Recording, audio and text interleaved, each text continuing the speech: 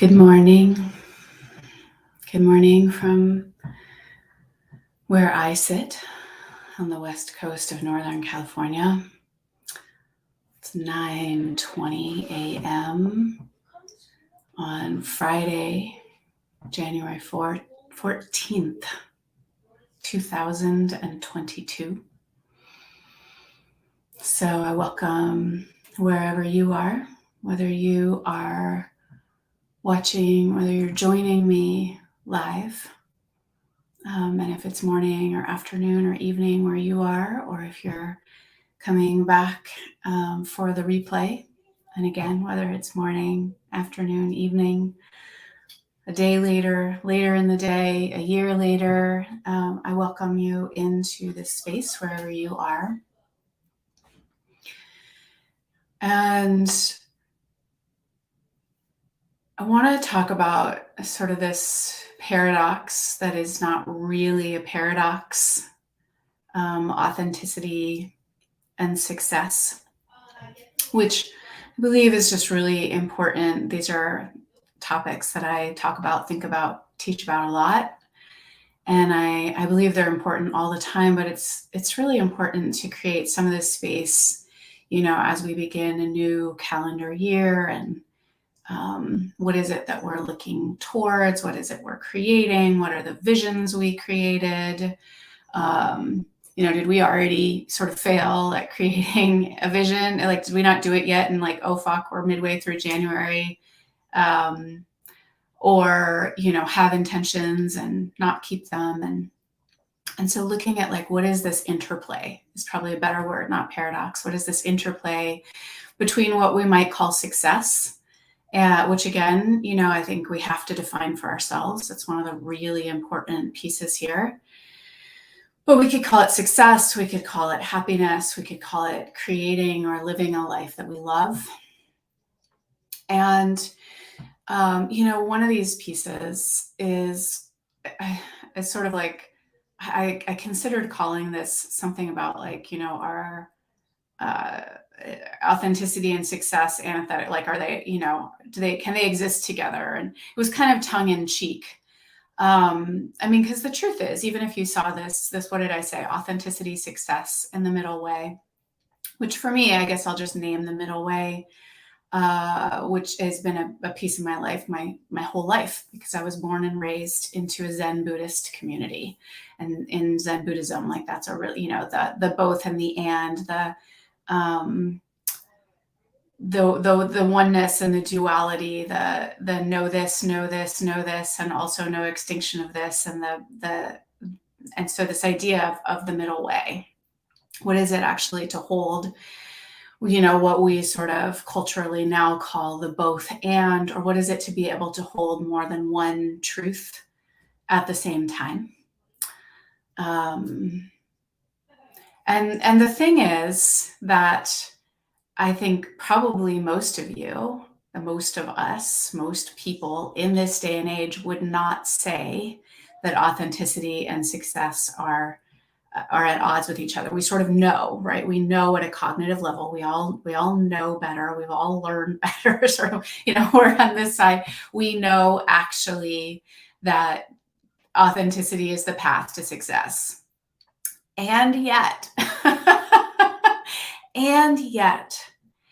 if most of us actually are honest about what goes on inside ourselves, and I'm just sort of lucky enough that I get to talk to enough people, because the thing is that most of us walk around mostly just inside our own heads. Maybe we talk to a few friends and, maybe we feel comfortable sharing like the inner workings of the things that we're ashamed about with, a slightly even smaller number. And I'm just sort of lucky that I get to hear those inner workings of like hundreds of people. And so I'm here to tell you that it is more common than not, even if people know, the pathway to success is authenticity, or being authentic creates success, or you can be successful and be authentic, or authentic and successful. For many people, still actually lives as duality. And in some way it lives like that works for other people, but not me. or I see it seems to be working for other people. Why isn't it working for me? Or I know that that's the truth, but I'm not. What really lives deep down in many people is something to the effect of, it would work if I were a better person. I'm the wrong kind of person for authenticity to work. Because for me to be authentic would be being kind of the wrong kind of person. I'm too lazy, I'm too weird, I'm too quirky, my ideas are wrong, like how I work is wrong, my rhythm is wrong. There's some version of I'm the wrong kind of person. And what happens inside that is really a lot of shame.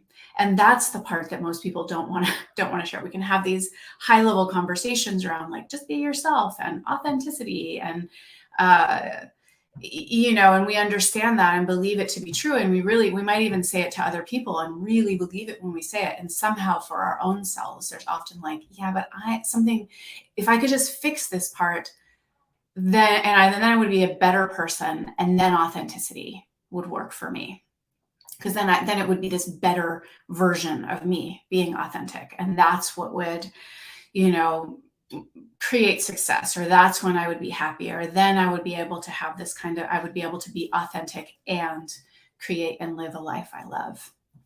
And so there's a lot of this shame, and it's almost like authenticity is just a new place to feel shame, right? I'm not authentic enough. We can there's actually this what I see a lot is like almost a ping ponging or a pinballing, and it's a sideway movement. This is one of the issues around this, is that it's a sideway movement basically between, like be authentic, work harder.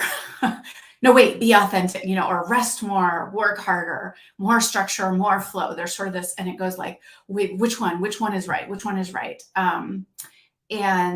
And there's just shame. And so rather than finding, and this is where the middle way comes in. Middle way is not just halfway in between, even though it's called middle. It's probably translated from, anyway, many languages to get to what we say in English, the middle way. So it's not like halfway in between. It's not equal balance of this and this.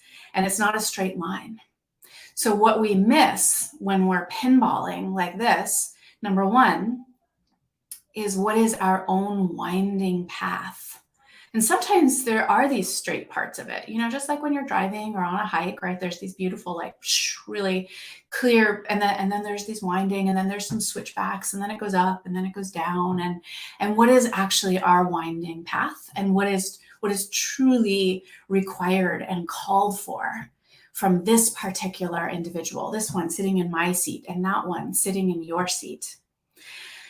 And what happens around that too also is all this shame, and it keeps us from actually finding our own personal unique winding path, is the shame of basically, I'm the wrong person. I'm not authentic enough, and neither am I disciplined enough, right? So we jump from pole to pole, or ping pong, so fast, pinball from pole to pole, without like finding this, oh, here's my balance point.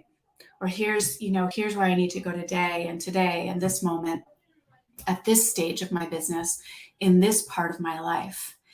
And the poles themselves often hold a lot of shame for people. And it's like, oh, I'm still hiding some part of myself, and I feel shame about it, but I also don't want to reveal that part.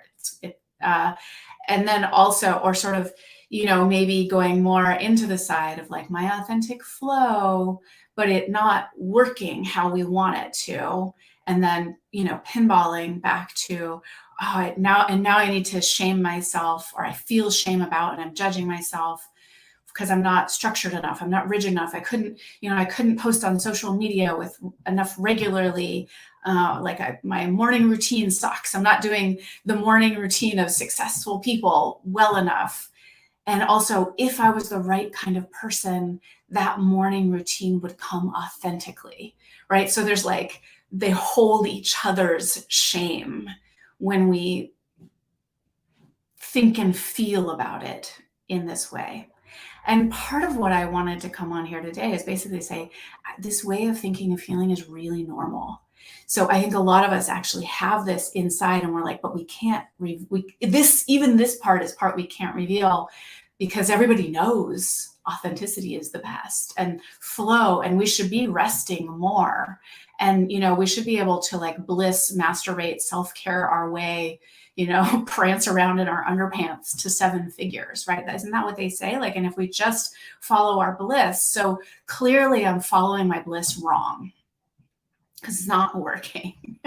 So maybe I should, like, authentic me should be more structured, right? So again, the pinball, and what this ultimately leads to is exhaustion, because it is actually a lot of effort and a lot of work. You are like, if you're in this, you're doing a lot and you're efforting a lot, and it leads to exhaustion without any forward momentum. And so this is where a lot of burnout comes from.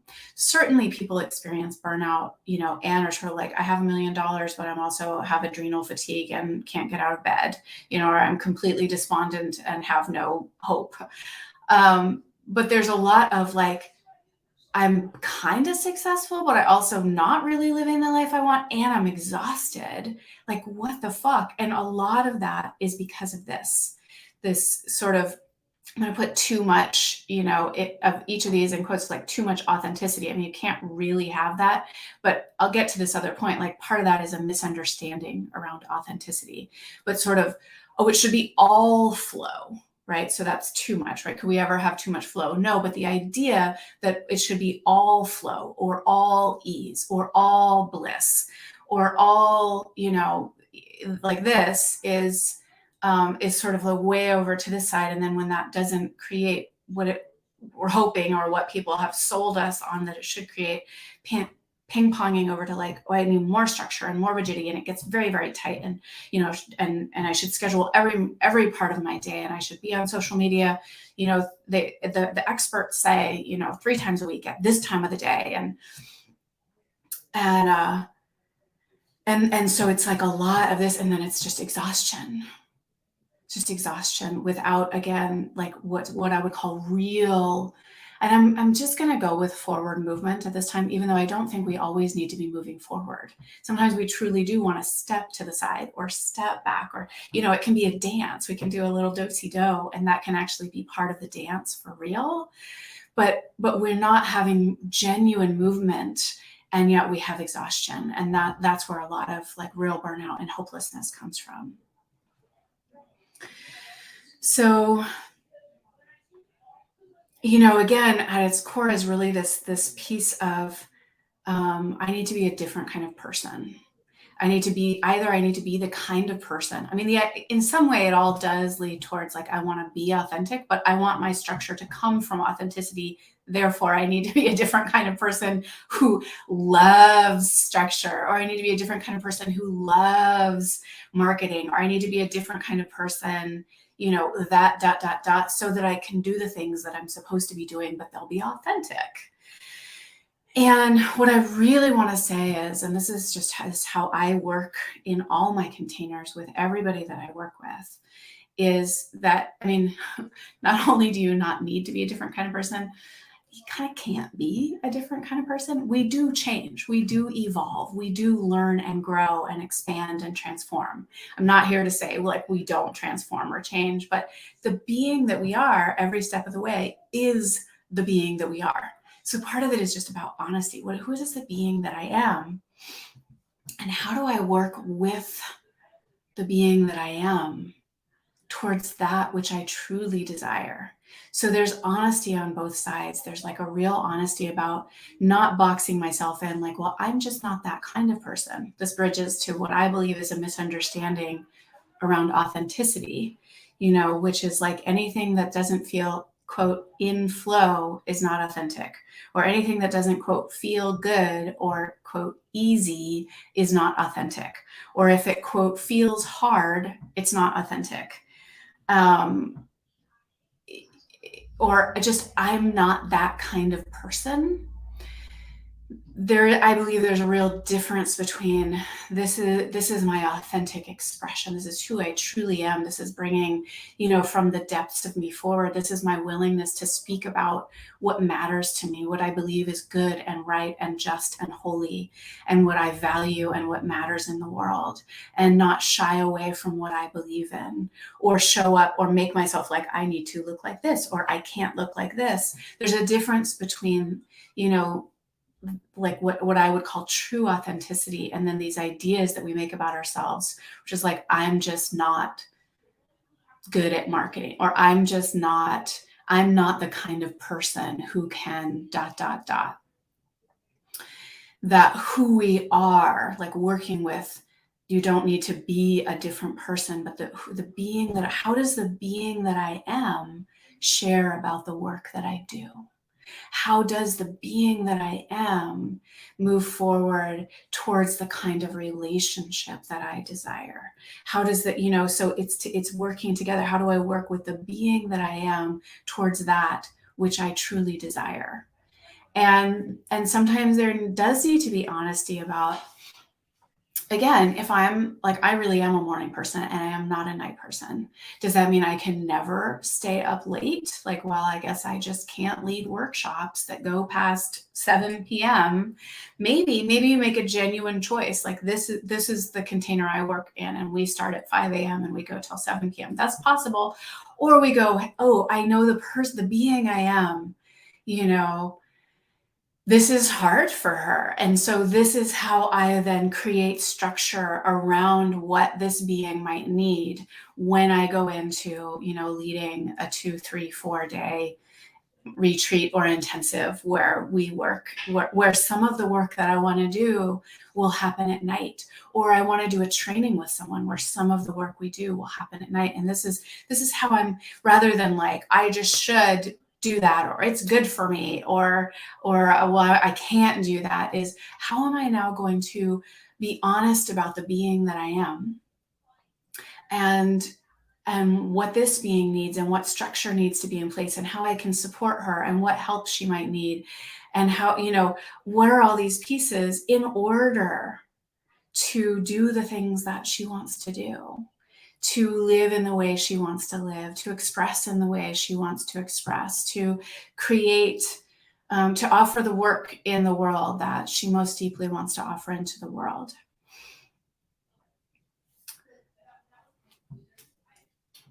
And just a little, it feels important to just make a little note about, the most of the time when I see people sort of selling like the, bliss your way to 7 figures, or all they ever show of themselves is sort of prancing around in flowy clothing, and saying like, you don't need this and you don't need that, and you don't need a structure, and you don't need, most of those people had that at least at some point.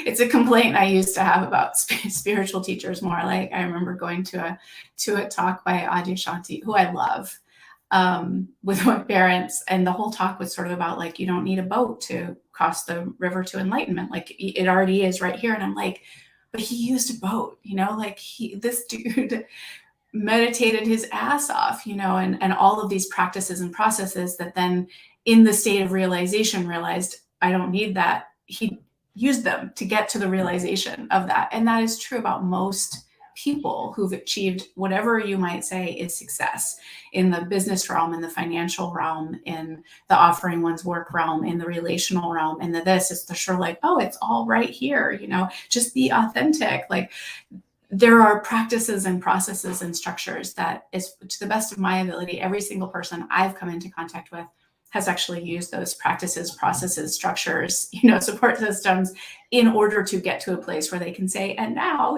all I do is live in bliss. I also don't know any of those people, so good luck to them. So, one of the ways that I really work with this when I work with people is on this idea of what, the misunderstanding of authenticity, and where we actually can use authenticity as another box, as a limitation. Like, well, this is just the authentic me, or that's just doesn't feel like me, or that, I'm not a person who, and and where we go like, but who are you really? Or have you ever played in this realm to find out what is you, like, what's your authentic expression of leadership, rather than, well, I'm just not a leader. And what can we find in these places? Not, oh, you need to be more like this or emulate this or be a different, that kind of person than you are, but how can we work with the being you are, in terms of that? I believe that we all have we all have the whole range of expression available to us. And it comes through our unique being in our unique ways. And that's what makes us, it makes us who we are. It makes makes us uniquely valuable in the world. And there tends to be, I mean, I think I've said this, but then in that way, sort of this ping-ponging also between, I need all the structure. Wait, now, this doesn't feel good. Now I need all the flow. And again, there's a ping-ponging, and it can seem like, and I'm not getting anywhere. And why am I exhausted? Because I'm going back and forth and back and forth and back and forth like this. It's sort of like all the hustle, all the flow. And ultimately there's just a lot of shame. And the shame is also a big part of what is exhausting. So it's really exhausting. So, my belief, or what I would say, like, the truth is, like, we need structure and flow. And it's not about all the structure and then all the flow, right? We need action and trust. And it's not about, I take action and then I trust separately, right? How do these weave together? So it's about the weave between structure and flow, action and trust, commitment and devotion, hard work and rest. I named a program basically without having fully formed this in my mind, but fierce grace. And I knew at that time that that's what it had to be, because I was like, this is the weave of what it is to walk as a whole human in this world, and to gesture as a whole human in this world. It's the fierce and the grace, the structure and the flow, the masculine and the feminine, the action and the trust, the commitment and the devotion, the hard work and the rest, or the play, right? the depth and the play. And it's the weave. And the truth is, each one of us, even when we say the weave, or people will say the balance, right? Which often, again, makes it sound like it's equal parts, or that there's a way that if we were to find what that balance is, then this is now the framework for all human beings. And it's why I like to say weave, because I believe that weave, like that beautiful textile that is the being of each one of us, it is unique. And it's not only unique just because, like, I might be a being that needs a little bit more of this and a little bit less of this, but the truth is I need a little bit more of this in this moment, or at this time in my life, or in this area of my life. And so that weave, it's actually kind of cool. I've been working on a weaving project, just a little mini piece. And it's sort of like the more natural colors, and then the brighter colors, and then the, synthetic sparkly bits, and then the darker bits. And where is one called for? Where is the thinner yarn called for? Where is the sparkly yarn called for? Where is the thicker, rougher, more natural yarn called for? And that's how we weave our lives. And I believe, the solution really is, like I said at the beginning, it's a couple things, but, number one is honesty. It is this honesty about, where actually am I? I've talked a lot about this in Getting in Right Relationship with Reality, or Come Home to Go Big. You can search it, but, honesty about where I am, honesty about who I am, honesty about the structures of my life, honesty about where I want to go. Who am I really? What do I need? How do I actually define success or happiness for myself? What support do I want and need? What is my actual right rhythm for life, right? What is the inhale and the exhale of my life, of my work, of my relating? Through that, And again, this is mostly in the realm of how I work with people one-on-one or within the Fierce Grace Incubator. Some people get this a little bit in some of my larger group programs, but where we really get to dive in with people is where this comes, is through that kind of honesty and through these kinds of questions and through the kind of inquiry and mirroring that can happen there, is that we can discover and define your true compass. And what's really important about this compass is it's partly the reminder. It's like, we don't need to know everything already. Like, oh, I need to know, what I'm doing and where I'm going and the answers and the path and the da da da da da da. No. When we have a correct compass, then in every moment, like a ship in the night, it used to be the compass of the stars, and now we have actual, now we have electronic, but then the little compass with the needle, but it's like, oh, how do I orient now? And when life, when something happens in life that was unexpected or unplanned or not the way I wanted it to go, or I make a mistake, or or something wonderful happens but it wasn't what I planned, then I still have my compass to orient me. An offer gets made to me, and I am, wait, this wasn't in the game plan, but it looks like an amazing offer. And how do I even decide, right?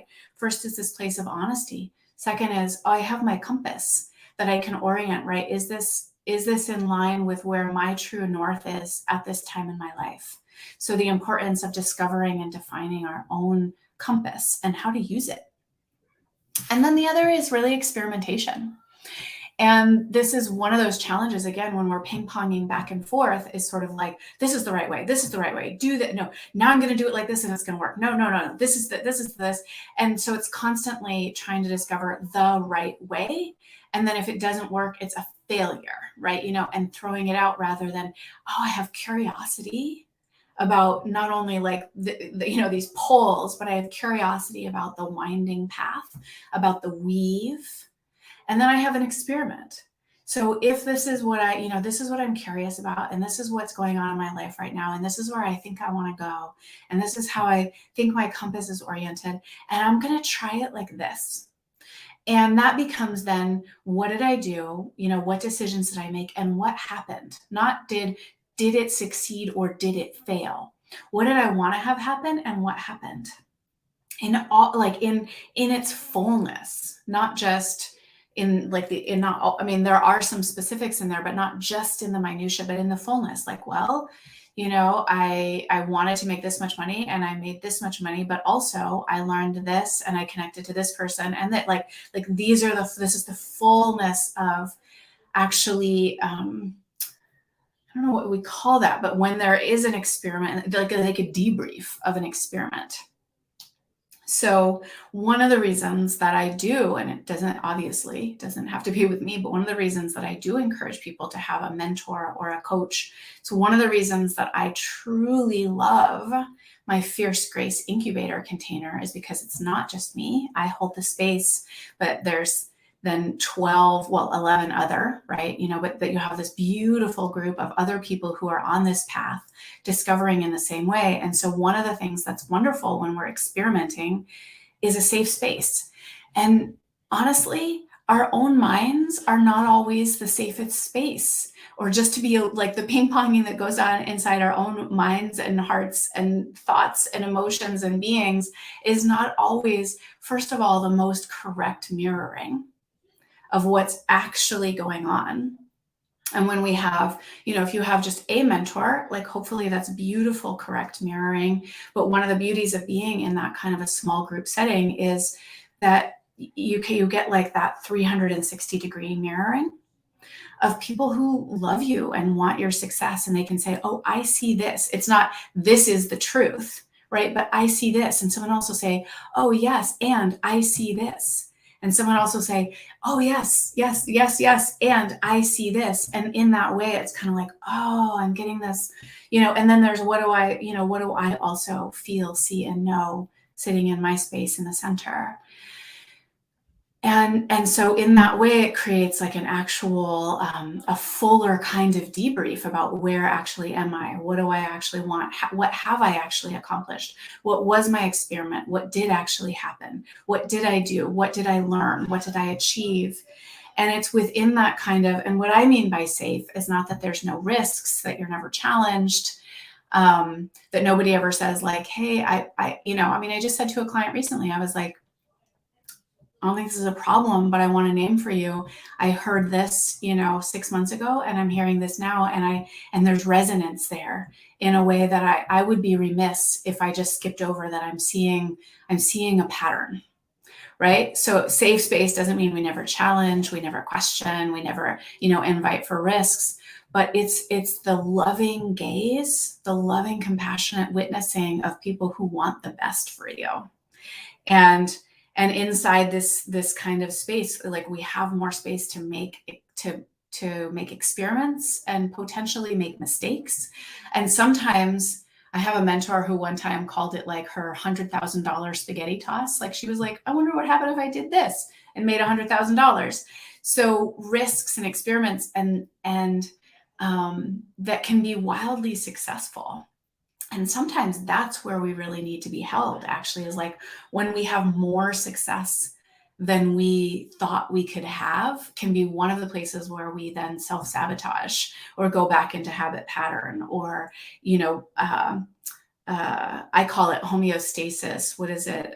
They call, the kind of the upper limit, or like our thermostat. We're like, whoa, that's like way too much. I need some way to bring myself down. And so it's really helpful to have that kind of safe container where people can say, hey, let's breathe with what you just created. And it's okay that you're also scared. And, and we can celebrate it, and we can pause, and we can move forward. And, so, and that kind of correct mirroring. And one of the things that all of that creates, right? The safe space, the correct mirroring, the loving gaze, is